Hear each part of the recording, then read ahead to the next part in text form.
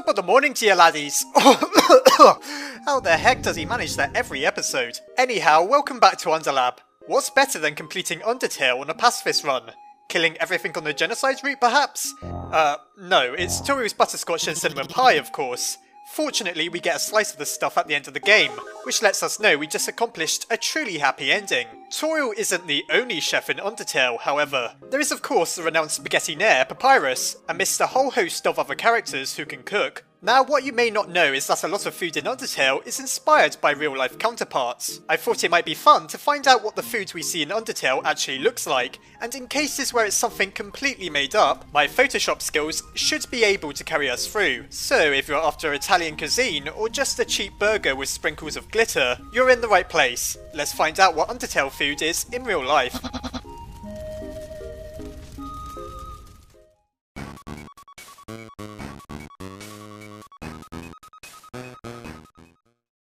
You may be thinking that the first notable food item we find in-game is Toru's pie, that she cooks for us out of her own motherly kindness. However, you'd be forgetting the monster candy that stands on a pedestal by itself in a room separate from the rest of the ruins. We're only supposed to take one, but if you're feeling particularly diabolical, you can take all four, spilling the rest of the candies on the floor and ruining it for everyone. If that's something you did, you seem like someone who would get along well with Jerry. Anyhow, what exactly could monster candy be? It's our first real mystery within the world of Undertale. Perhaps they're little sweets that resemble something you'd get out of a bag of Monster Munch. While it's tempting to believe that may be the case, I have a plausible answer. In the game's files is a cut item called rock candy that was undoubtedly originally going to be what became monster candy. At the very least, monster candy seems to have replaced whatever purpose rock candy once served. Therefore, I think it's sensible to suggest that monster candy is made out of the same stuff that goes into sticks of rock. No, I don't mean little rocks. In real life, sticks of rock are hard-boiled sugar sweets made into the shape of...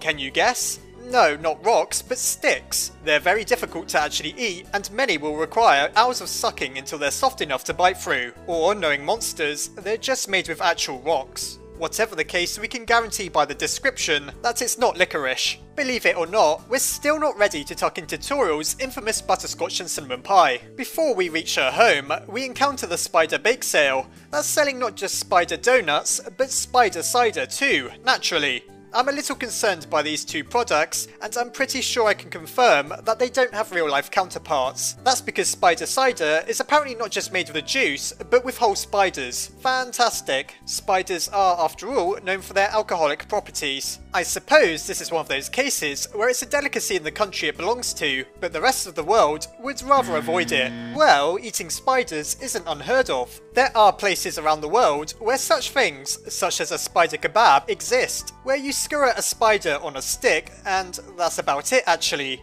You eat it, once you put it on the stick of course. As for turning spiders into cider, and then by extension donuts, I think the spiders of Undertale should lay off the booze if there's enough of it in their blood that they can be crushed in order to make cider. Also, why is Muffet turning her own species into food? I knew that girl was sick. Finally, we get to go to Toru's home and enjoy a well-earned butterscotch and cinnamon pie. Now, I won't be the first to tell you that you can actually combine butterscotch and cinnamon in order to make quite a luxurious pie. There's tutorials all over the internet to make yourself into a home cook extraordinaire, just like Toriel. Tutorials? Toriel? I'm sure there's no connection there. As for a butterscotch and cinnamon pie recipe actually predating Undertale, however, that's a different story entirely. I can find plenty of references to butterscotch pie, but as for the extra seasoning that the cinnamon brings, that seems to have been an invention of Toriel's, or at least Toby Fox's. Is it necessarily something that Gordon Ramsay would approve of? Perhaps not, but then who's going to argue with a 10-foot tall goat monster with fire magic? If you'd like to bring Toru's homemade cooking to life, I'll include a link to a great recipe for butterscotch and cinnamon pie that I found in the description. I would attempt it myself, but I'd rather avoid burning the laboratory down if I can help myself. Moving out of the flame and into the frying pan, we meet Papyrus and his obsession for cooking spaghetti. Unfortunately, he doesn't seem to be terribly good at it. His brother Sans hopes that he might one day cook something edible. Now naturally, spaghetti bolognese exists in real life. It's a dish from Italy that's just as well known in 5-star restaurants as it is in a student's kitchen. Evidently though, Papyrus's efforts need some work. We know Papyrus gets his wish of a brand new car at the end of Undertale, but does he ever become a professional chef? Well, in fan comics perhaps. I don't know about you, but it surely must be pretty hard to cook good food as a skeleton.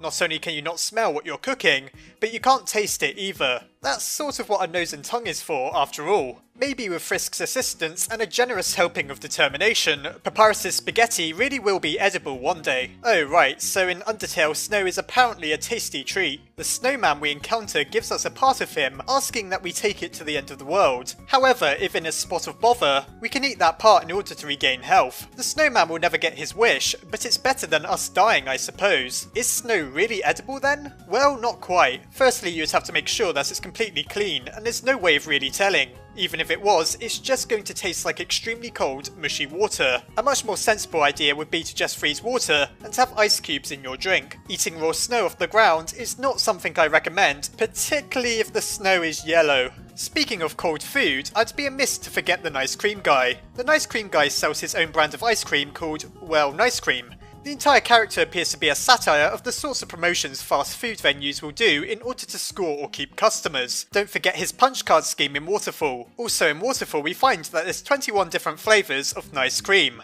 This seems pretty standard for ice cream. If you've ever been to somewhere dedicated to selling this stuff before, you'll likely have noticed that there's always dozens of flavours to choose from. My personal favourite is mint with chocolate chip. As for the brand Nice Cream, it may just be a little on the nose. It isn't too hard to see why the Nice Cream Guy's business isn't taking off, considering his lack of tact. Okay, so I'm not going to cover all of the food in Undertale. Let's take a look at some of the weirder stuff before stopping though. Crab apples, sold by Gerson, are, according to their description, aquatic fruits that resemble a crustacean. Crab apples are a real thing, they're just like little apples. In Undertale, however, they seem to be closely connected to their underwater namesake. While we don't get to enjoy anything like that in real life, here's a crab that looks like an apple. You may be wondering what the astronaut food found in the garbage heaps of Waterfall is. In space, you can't exactly serve food like you would on Earth. There's no gravity after all, so everything has to be compact and not about to spill into the weightless air. Astronauts also need plenty of rations to keep them alive on their extended trips, so typically astronaut food will consist of nothing but that which is primarily nutritious. How something like this ended up far underground rather than in the atmosphere is a mystery.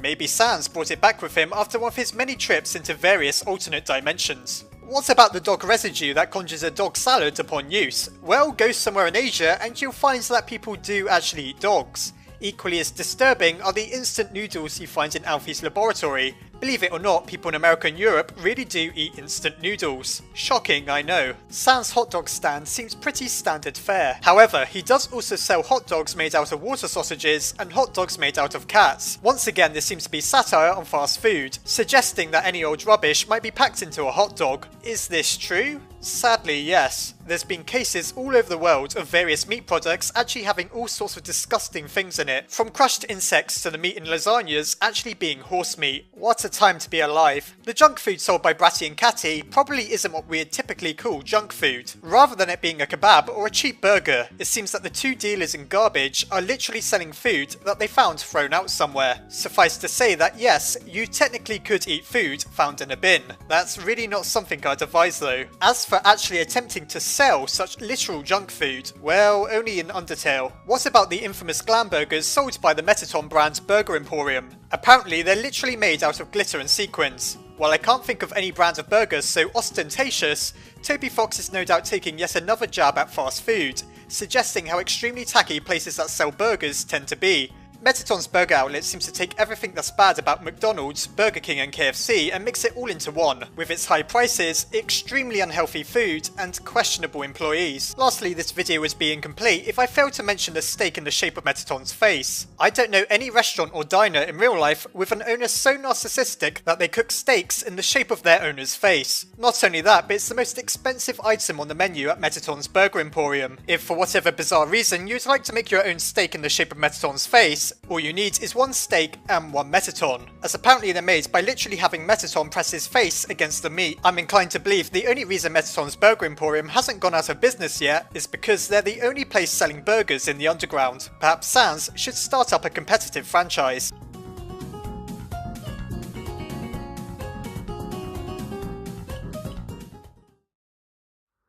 Who knew so much of Undertale was just Toby Fox making fun of fast food? There's no doubt something to be said for Toriel's homemade pie being the most potent healing item in the game. Most of the items in Undertale can very obviously be found in real life, such as the abandoned quiche, which is simply, well, a quiche. However, I thought it was interesting just to take a look at some of the more obscure or fictional food items in the game. If you could only choose one thing, which food item from Undertale would you like to try in real life? Let me know in the comments. Anyhow, I hope you enjoyed the video. Try not to get repurposed into one of Metaton's cakes on his show Cooking with a Killer Robot, and I'll see you next time.